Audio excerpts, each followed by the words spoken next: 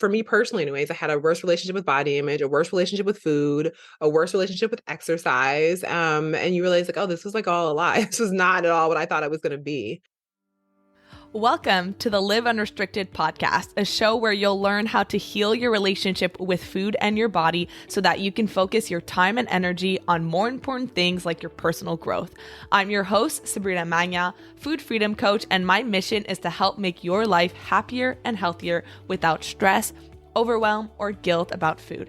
If you love the show, please do go out and share it. And if you're looking for support with your relationship with food, details about my programs are in the show notes. Thanks for spending time with me today. Now let's jump in. If you feel like you're constantly at war with your body, you don't see it as a friend or as your ally, but you see it as something that you constantly need to shrink or change, or something that's working against you. Maybe you feel like you think about the way that you look constantly, and it makes it hard for you to be confident and present. And no matter how many diets you've tried, it's never felt enough. Maybe you look back on pictures from when you were 18 or 25 or in your 30s, and you see the body that you had back then, and you think, oh my goodness, I wasn't even big, and I hated my body back then.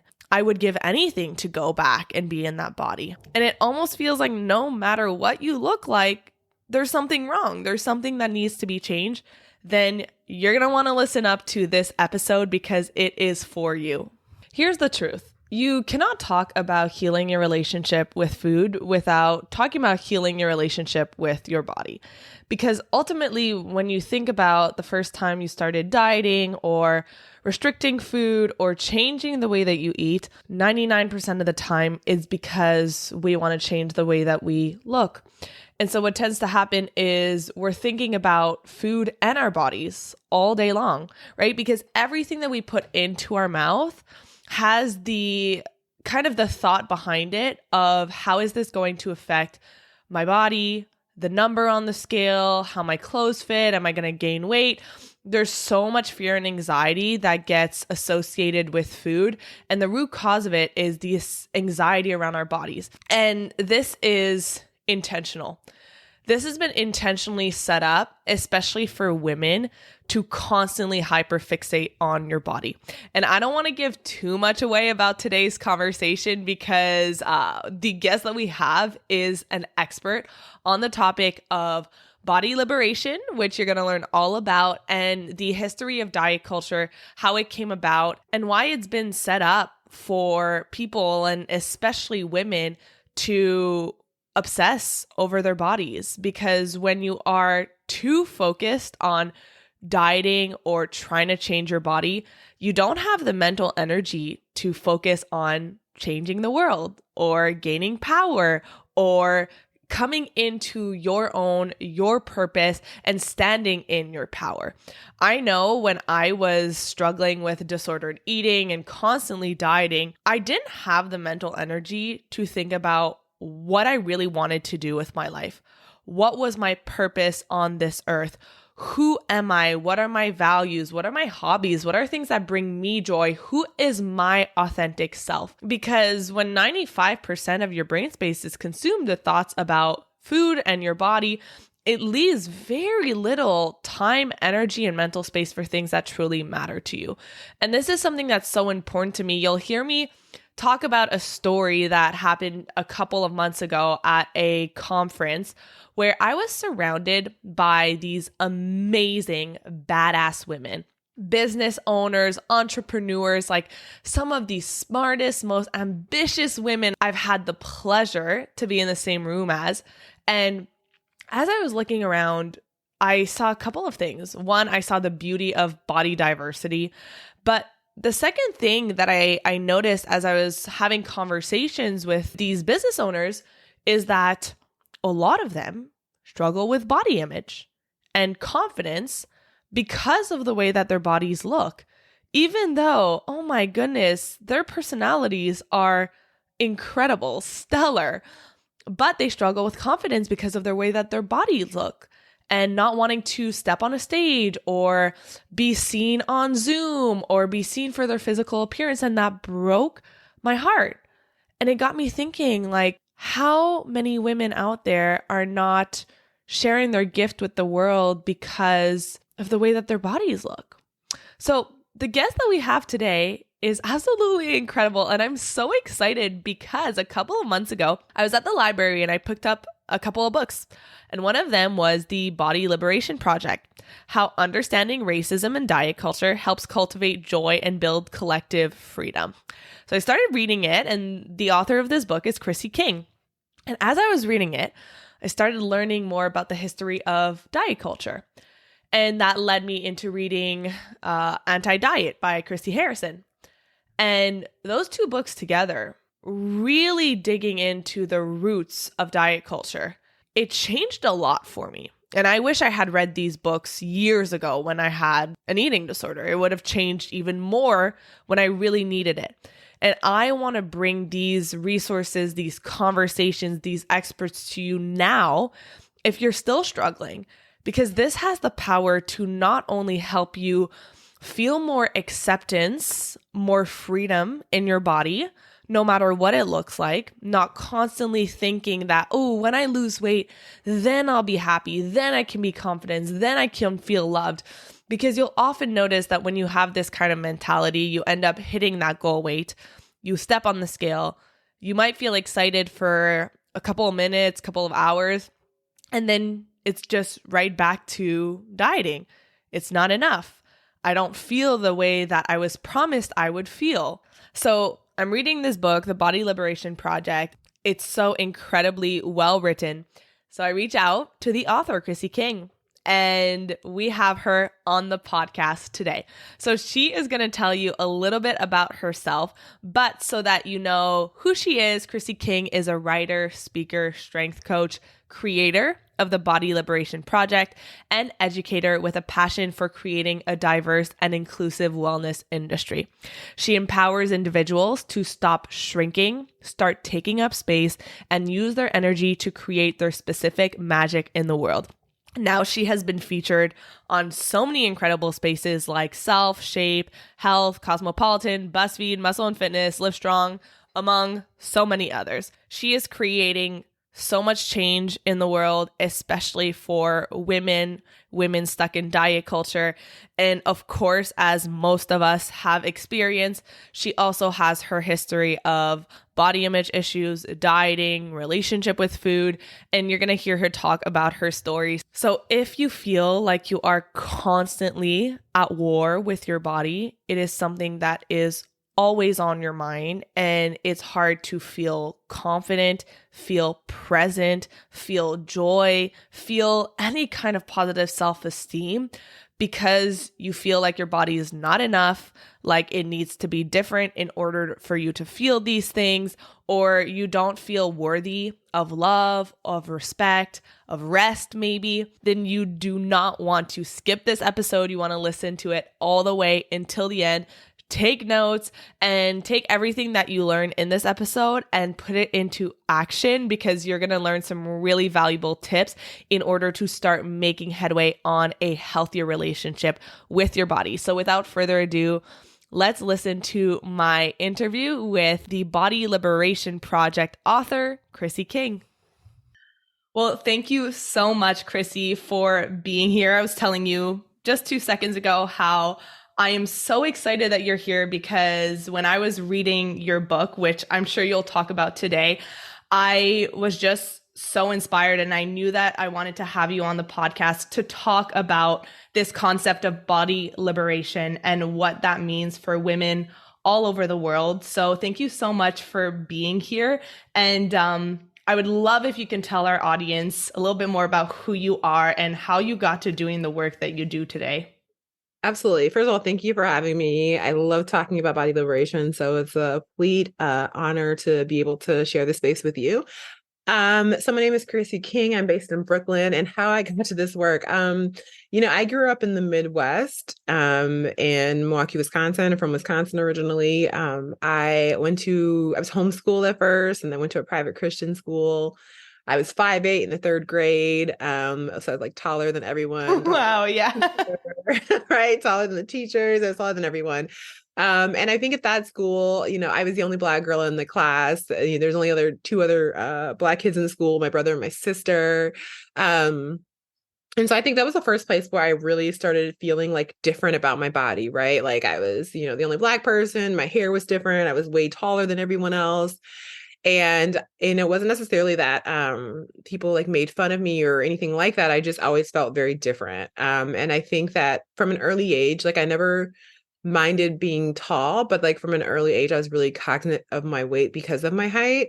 And so I was like, well, if I'm gonna be tall, I can't, you can't stop yourself from growing. So Mhm. I'm like, if I'm gonna be tall, then I should be like tall and thin, like a supermodel. I shouldn't be like tall and bigger. And so, my journal entries from like as young as 10 and 11 were like talking about like, especially like around the new year, I was talking about like how I was supposed to eat and how I need to exercise every day. And like I was only allowed to have 300 calories for breakfast, So from a very young age, I was like super cognizant of my body.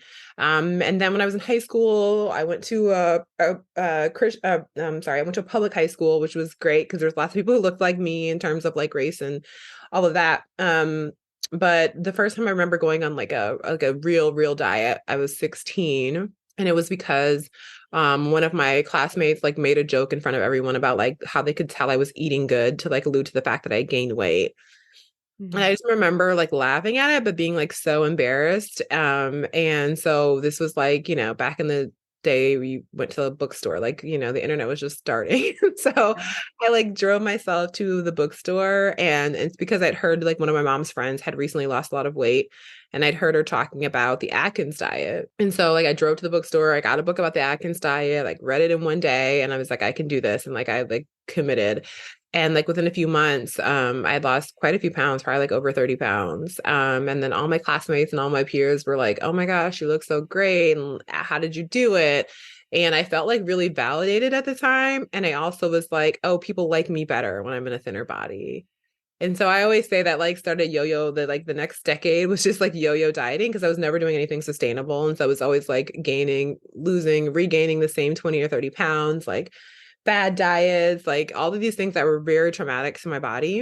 And then I remember like in my mid 20s, I had like joined a gym finally as an adult. I was like powerlifting. I was like, super strong. I was counting my macros. I had, I think for the first time as an adult, achieve what I would have probably considered my dream body. I mean, I still wasn't satisfied with it, but it was like what I would have considered my dream body. And I just remember that I was, instead of feeling like, yes, I've arrived, I was like, oh, actually, like, there's always something else that I need to fix. And I also recognized like how it like really took over every area of my life. Like my life focused around what I was going to eat, how I was going to work out, when I was going to work out, and like what I looked like. And there was like no space left over. And it was like a really sad time actually. And I remember specifically the time I always like refer to as like my quote unquote rock bottom is like I was at a family getaway for the weekend with my partner's family, my ex-husband's family at the time. And again, I was in a body which people like always, complimented me on.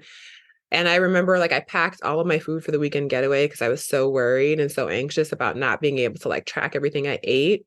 And I just had this moment where I was like, eating like the sad meal out of a Tupperware container that had been like sitting in the car all day. And I went into the restaurant with my in-laws, and they were like ordering whatever they wanted and eating whatever they wanted. And I was just like, I'm actually so sad and so miserable.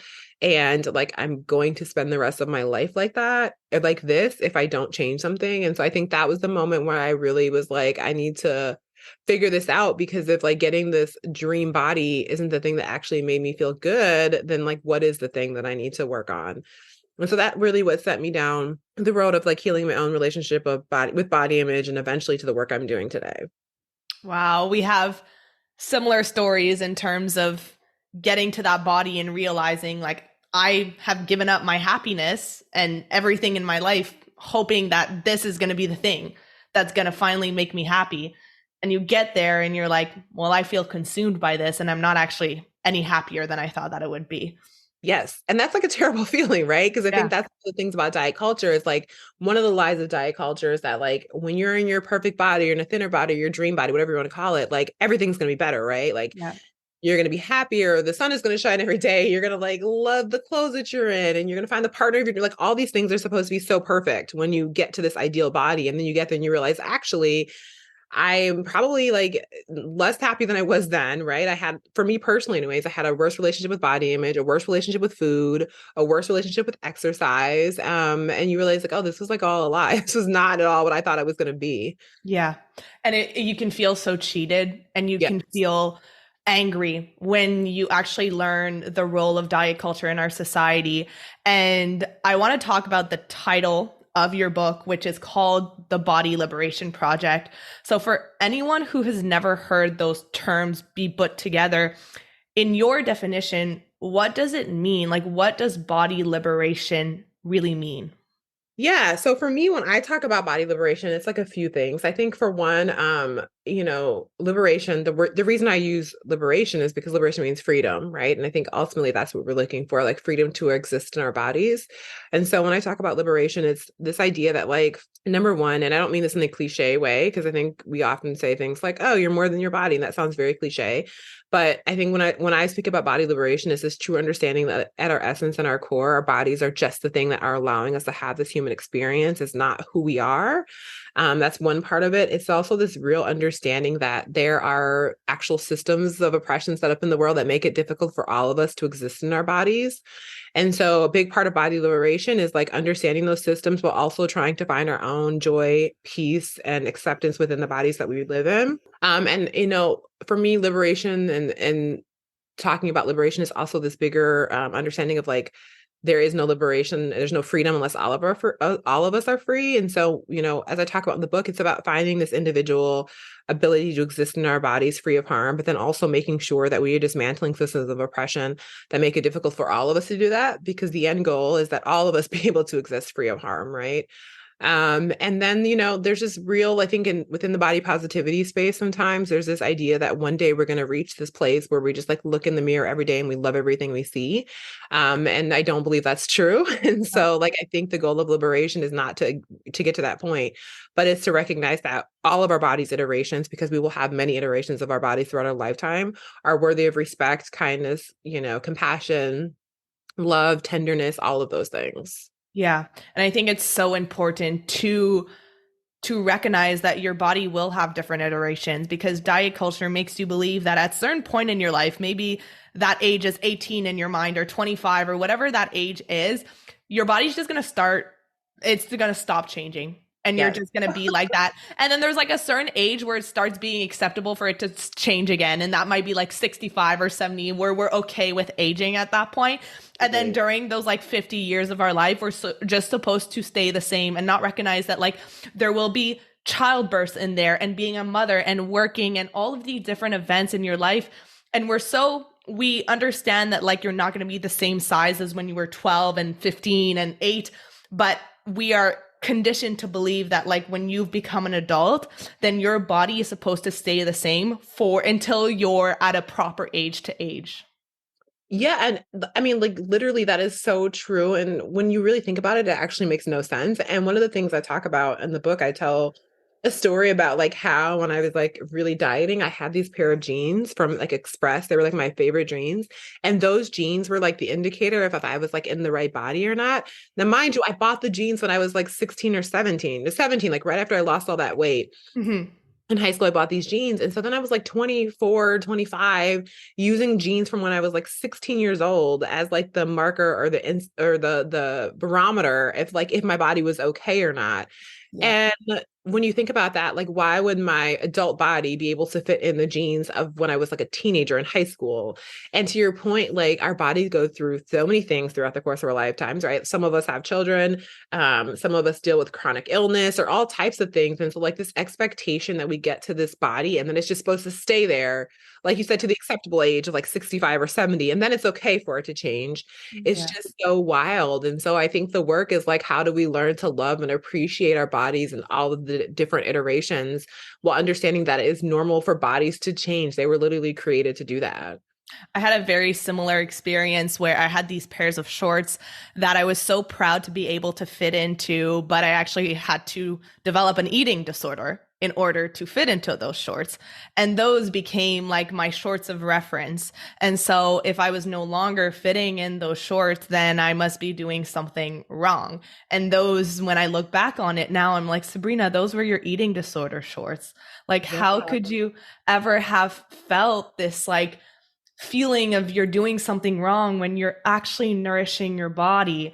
And I want to bring it back to something that you talked about, and I took some notes on. You mentioned that, because I'm putting myself in the shoes of my listeners who are hearing all of this and they're thinking, it sounds great, right? I want to feel freedom in my body. But at the same time, we have to acknowledge that we live in a culture that is extremely fat phobic, and that weight bias is a very real thing. And I'm so cognizant of that because I do have thin privilege and I have not experienced the discrimination that people in larger bodies have experienced. So you mentioned there's these systems of oppression that make it difficult to live in our bodies. And it's really, I have read Anti-Diet, which talks about like in length the history of diet culture and seeing where it comes from and how important it is to understand the roots of diet culture. So can you talk more about these systems of oppression and what they look like in our society? Oh, I love this question. And you said like so many important things already. I'm like, oh man, so many things to say. So diet culture, which, for folks who maybe are not familiar with that term, it's just like basically a system of beliefs that upholds thinness as the correct way to exist in the world and that we should all be thriving to meet those standards. And when we think about, diet culture and this idea of thinness as being the ideal, we can look back at like other times in history when actually being in a larger body was like considered a good thing. It was a sign of prosperity and wealth. And like that was like, that was like desirable. And then all of a sudden we see this shift in which that is not considered a good thing anymore. And that goes back, really dates back to slavery. And when, folks are trying to create a hierarchical system of which bodies are more valuable and worthy and deserving of respect is when we see the inception of diet culture. Oftentimes enslaved people were in larger bodies. They were perhaps more muscular from like doing laborious work in fields all the time. And so so that's when fatness became associated with like gluttony or lack of discipline. And all these negative connotations became associated with fatness. And it was really ideal. I mean, it was really like a system of creating a hierarchy, which is like, white supremacy is based on this hierarchy of which bodies are more valuable and more worthy of respect. And so going back to slavery is really where we see the inception of diet culture and the demonization of fat and larger bodies. And we have never veered from that since. And so what's so interesting about this is that regardless of the fact that it started around this idea of trying to like demonize Black and brown bodies, we are all suffering the results of diet culture now, regardless of race, gender, sexuality, ethnicity. We see diet culture playing out and thin privilege playing out in ways that affect all of us, right? And so again, when I go back to what I talk about in the book, when we work to dismantle white supremacy and dismantle like systems of oppression, it really works to set us all free because it's not just affecting some of us. Yes, it's affecting some of us more than others, but it is in fact affecting all of us in very negative ways. Yeah. And I know that when I was reading about the history of diet culture, I wish that I had known this when I was first struggling with my relationship with food and my bodies, because it was just so impactful for me to see that, of course, we grew up thinking this way because it's the backbone of our society. So in your opinion, at what point did you start learning about the history of diet culture and what impact did it have on your own journey towards body liberation? Yeah, so I actually didn't start learning about this until really like, after I was like, oh, I need to like figure out my shit about my body because like this, I don't want to live like this for the rest of my life. And one of the first books I read was Sonia Renee Taylor's book, The Body Is Not an Apology. Mhm. And that book felt so affirming because she talked about like the impact of race and sexuality and like how this is so intricately intertwined with the way that we feel about our bodies. And I was like, oh, that makes so much sense, right? Like this, and for me, that was like a real like light bulb moment because I could recognize that when I was younger, when I was in environments where I was the only Black girl there, I felt and perceived, and and also like I grew up in the 90s where like there wasn't very much diversity and representation. And so my pictures of beauty were like Pam Anderson, right? Which I could never be blonde hair and blue eyes. That wasn't going to work. So I'm like, oh, I can be thin. That's the part I can do. And so that really helped me understand that my younger self was really like, without having like the words or the understanding, but it was like proximity to like privilege, really. I was like, what ways can I know I can't meet all these standards of beauty, but which of them can I meet? And like thinness is one that I could meet. And so that was really, really helpful me to start understanding that. And then when I read, Dr. Sabrina String's book, Fearing the Black Body, which is really what I was just referring to, like where the inception of diet culture comes from. When I read her book, I was like, oh, okay, this makes, it like put the pieces together even more for me. Understanding again that like these systems were created on purpose to make some of us feel like we weren't okay, or to make us feel like we weren't worthy or deserving. And so like really understanding that helped me see like why I personally was struggling with diet culture, but then it really helped me to see like why as a society, so many of us are struggling with diet culture. And I think, even going beyond that, going into like the patriarchy even, because again, regardless of like gender, anybody can suffer with body image. I do think there's a particular brand of like the way we talk about bodies of women, particularly in the US, that is like really intent on making women feel like there is always a way that we're supposed to be trying to achieve, or a look that we're trying to be able to achieve. And I think when I think that and think of that in terms of like the patriarchy, it's like, oh yeah, because if we're using all of our energy like dieting and exercising and thinking about our bodies, like we are not using our energy to be working towards bigger things, or think about like even just mantling the patriarchy, or think about dismantling systems in general, because all of our energy is so distracted from the power that we all have, right? And I always say that we all have very specific magic in the world to do, and it has nothing to do with what we look like. But when we're so distracted by that, like it is so easy to forget like what it is that we even want to be creating for ourselves. Absolutely. I couldn't agree more. I remember, so a couple of weeks ago I was at a business conference, and I'm surrounded, it was like maybe 80 women, 80% women, and there was a thousand business owners. And like I said, 20% are male, 80% are female. And I'm surrounded by like some of the most amazing women I have ever met in my life. Brilliant, like ambitious. And one of the girls who I was with, who I was sharing a room with, she is someone who has struggled with eating disorders and body image for her entire life. And she has done a lot of work on healing her relationship with food and her body.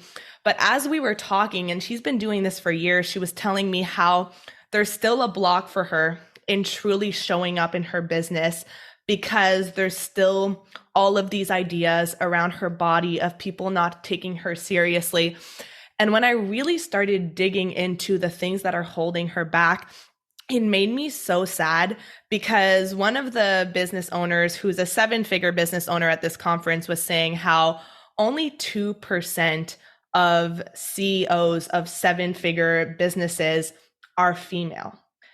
And when you look at the power and the strength and the things that women can bring to our society, if we weren't so distracted with things that don't matter, if we were actually allowing our voice to be heard and going after our passions and being ambitious and not trying to keep ourselves small, we could, like you said, we can make magic, and we have such an opportunity to truly change the world. But we can't do that when these systems of oppression are the majority. Like, I love to see that there's so many people who are coming out in the anti-diet space, but still diet culture is the mainstream of our society.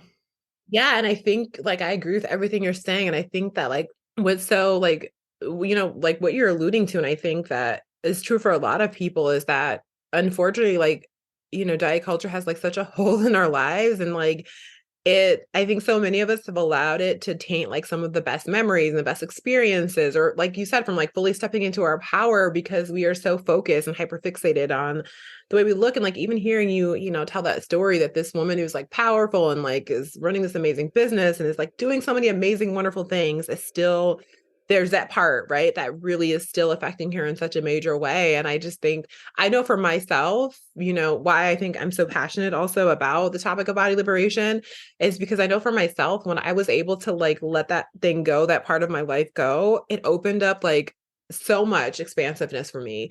Because I really, again, I was like, so much of my energy was going to focusing on my body and hyper and obsessing about my body and hyper fixating on my body. And when I was able to heal that part of myself, like all that energy was like now free. And I was like, oh, what do you want to do? What do you want to create? Like, what are the things that bring you joy and happiness and fulfillment?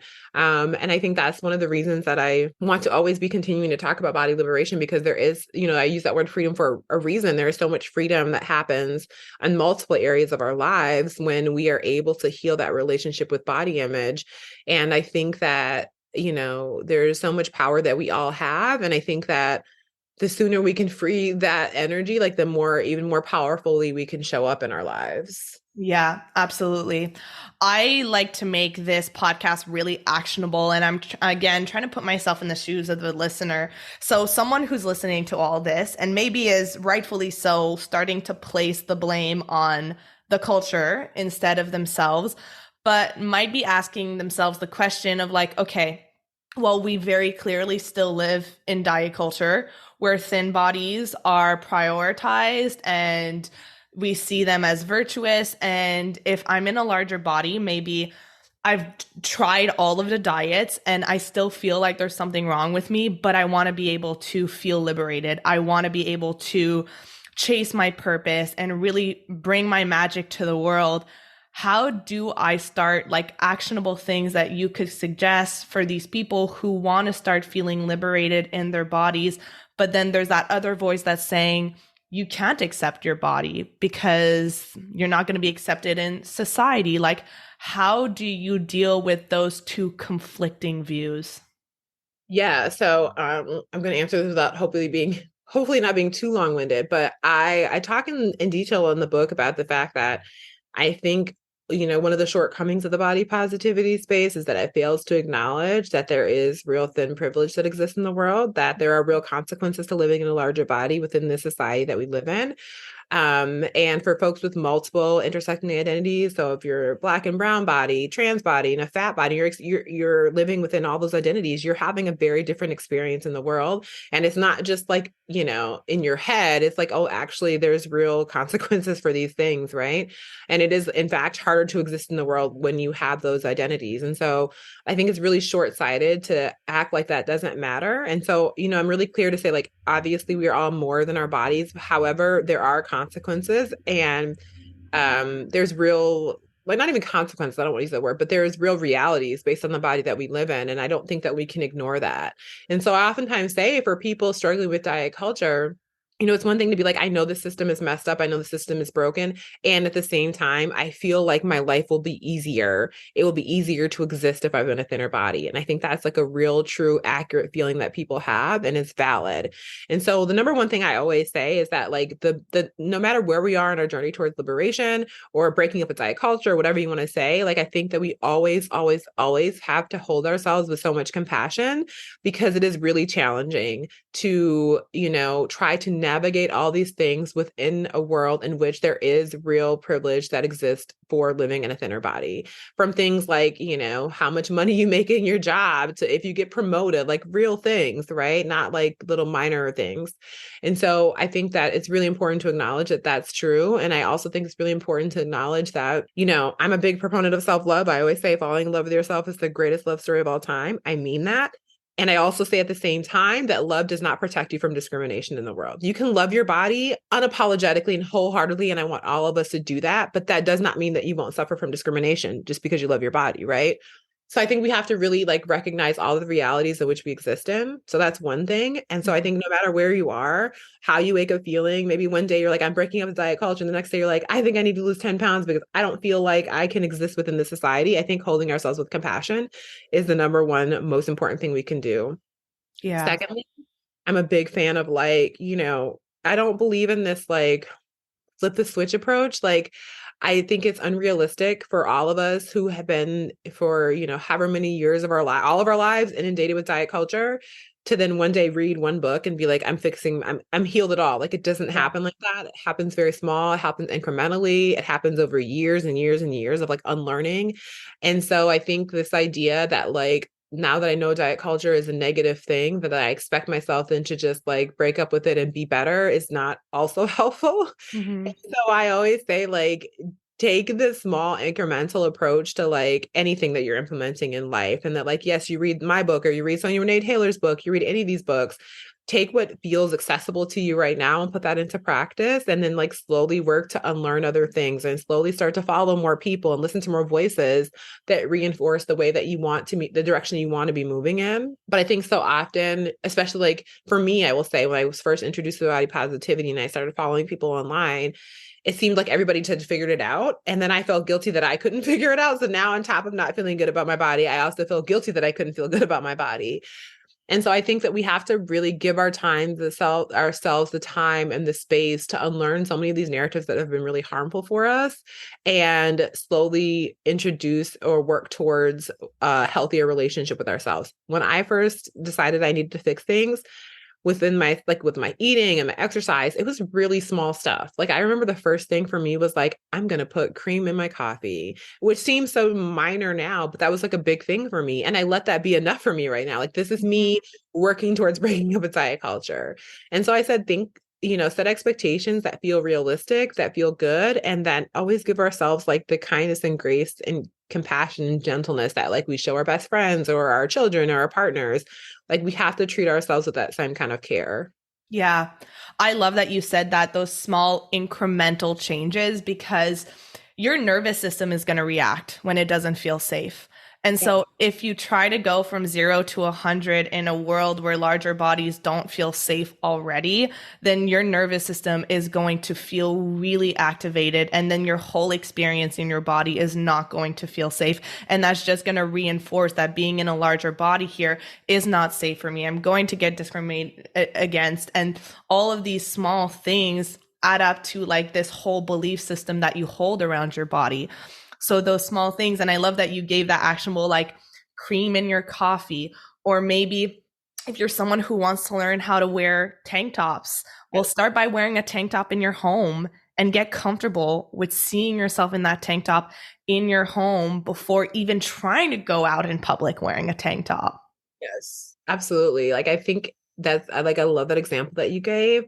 And I just think, and I love what you said about your nervous system being shot because that's really so true. Like you really have to just be so patient and kind with yourself. Yeah. Mm-hmm. You have this line in your book, and I think this applies to this as well. It's the work is to unlearn our own implicit bias and narratives about bodies in all of their iterations. And so I always tell my clients, it's easier to show compassion to others than it is to ourselves. So if you notice that you have internalized weight stigma, and maybe you project that onto other people, you might see someone who's in a larger body and think, oh, maybe they've let themselves go if they gained weight, or they've been off their diet, or whatever assumptions you make about other people's bodies. If you notice yourself doing that, then maybe working through that with other people, and then you can start working through that on your own as well. Absolutely. And I think that, what you just said is so true in terms of like when it comes to bias about bodies or bias about anything, it's like those first thoughts that pop up in our head that really are the indicators of like what we feel at a deep level. Mm-hmm. And so it's like when those things pop up, also like questioning those things compassionately Mm-hmm. versus just like ignoring them because there's something there, right? And so like sit with those initial thoughts, question them compassionately, and start to figure out where our bias lie, and then we can start to unlearn those things. Yeah, I think that it's very easy to listen to podcasts and read books, and it all makes sense intellectually in your Mhm. conscious brain, but then your subconscious is still holding all of those old beliefs and negative thoughts. And so, what I always encourage all of my listeners to do is when you do notice those negative thoughts come up, like start bringing awareness to them. And then, like you said, have that compassion of course, I feel this way because I've been taught by diet culture to experience my body in this way and think of myself in this way. And then you can ask yourself the question of like, is this thought serving me? And you get to decide if you want to keep it or not. Like, no one's going to force you and say, you have to stop thinking negatively about your body. But if you don't think it's serving you and your purpose on this earth, then you get to ask yourself that question. And if it's not serving you, giving yourself permission to then say, what is a thought that would serve me better, that may make me feel more accepting of myself in this body? Absolutely. I wholeheartedly agree with that. I love it. Yeah. So, Chrissy, I'm going to wrap things up. But as we do, is there any last words of wisdom that you'd like to leave with our listeners as they go back into a world and something to be reminded of or to focus on? I'll just say that I always go back to compassion. I just think it's the kindest thing that we can do for ourselves. And you already said this, like, oftentimes we don't show ourselves the same compassion that we show other people, right? It's like we say things to ourselves that we would never say to other people, right? Like, we think about it sometimes, like the things we say to ourselves, if we said that to our friends, they like would not be our friends anymore, right? And so we are the only person that we spend every moment of every day with. And so we are just as deserving of that kindness and care and compassion that we treat other people with. Like, it's a practice to learn to treat ourselves that way. And so what you were just talking about, like, we say these thoughts or have these negative thoughts or we say these things to ourselves, like, it's a practice to even just come back and say, I'm going to correct that thing I just said. I'm going to correct that thought I have because I'm learning to treat myself with kindness and care and compassion. Yeah, that's huge. Thank you so much. And for anyone who's listening and you've heard her us talk all about Chrissy's book, I will leave the link in the show notes because I highly recommend giving it a look and a read. And thank you so much, Chrissy, for being here. I really appreciate you and your time, even if your Wi-Fi gave out just before getting on this call. Thank you so much for having me. It was a wonderful conversation, and I appreciate your patience with me. Absolutely. I'll talk to you soon. Wow, what a good conversation with the amazing Chrissy King. And I wanted to leave you with actionable steps because you know that this podcast is all about taking action and not just passively consuming content. So if you're someone who is wanting to work through your body image struggles and you want to work through some of those internalized negative thoughts because you know that they're not serving you, that they might be holding you back from going after the job promotion or starting the business or really focusing your time and energy on things that truly matter, then I'm going to give you a process with a couple of steps for you to go through. So take out a pen and piece of paper or like your notes app. And I kind of alluded to this during the interview, but I want to reiterate so that you really have those step by steps. So the first thing that you want to do is always awareness. Awareness is the first step to change. So when you're noticing that you're feeling a negative emotion. A negative emotion is a vibration in your body that is triggered by a thought that you're having. So it's much easier to notice negative emotions than it is to notice the thoughts that you're having because thoughts are subconscious, and subconscious means that it's not at our current level of awareness of consciousness. And it takes some work to actually uncover what's going on subconsciously. But we can feel those negative feelings. I'm sure that you've experienced this before where like maybe you're feeling really good and you get a text and then that text is not exactly what you wanted to read. And immediately you start to feel down and your vibration starts to feel lower and your mood just shifts from just reading one text. And that you can feel that in your body. So when you notice, maybe it's a comment that's made or a picture that you see, and you notice that state in your body change towards a negative, the first thing that you want to ask yourself is, okay, what am I feeling? Like, can I label what I'm feeling right now? Is it shame? Is it embarrassment? Is it guilt? So what am I feeling? Like really putting a word to it, because when you can bring that up to your awareness, you don't feel like it gives the emotion as much power. But then the next thing that you want to do is ask yourself, what am I thinking? What is my interpretation of this reality, of this event, of this situation that I'm giving to it that is making me feel this way? So perhaps it's a picture that you see. And seeing the picture itself is a neutral fact, but then you associate an interpretation, a thought, an emotion to it. And that thought could be, oh my goodness, I look so fat, I look so big. No one could ever love me this way. Or I've really let myself go. Or I'm getting so unhealthy. Like whatever thoughts are being created by your mind. And your thoughts are created because of the cognitive lens that you hold. Your cognitive lens, think of it as like sunglasses that you put on. Well, not necessarily sunglasses, because sunglasses means that the outside is nice and sunny, but just a pair of glasses that you put on every morning when you wake up. And this is your filter of the world. And when you've been living in diet culture, and you've internalized diet culture's views and beliefs, then that becomes your filter of the world. So your thoughts are now being filtered through that diet culture lens. So of course, you have been led to believe that being in a larger body inherently means that you're unhealthy, or that gaining weight inherently means that you've let yourself go. So whatever thought that comes up for you, have so much compassion for it, because of course you feel and think this way, because that is the undercurrent of our society. And then once you've given yourself that compassion, you want to ask yourself, is this true? And is this true 100% of the time? Is it true that gaining weight means letting yourself go?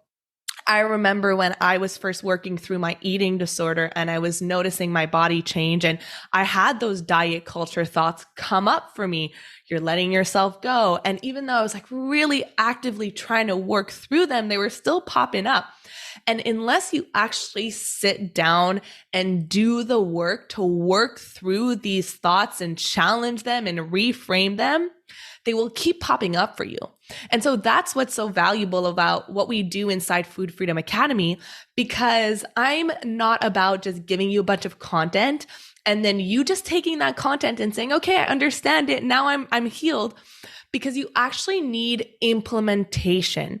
Like you can read a book on how to play guitar, but until you actually sit down and practice and suck at it and learn from your mistakes, then you'll never get good at it. You can read a book on playing soccer and you're not going to be a good soccer player until you get on the field.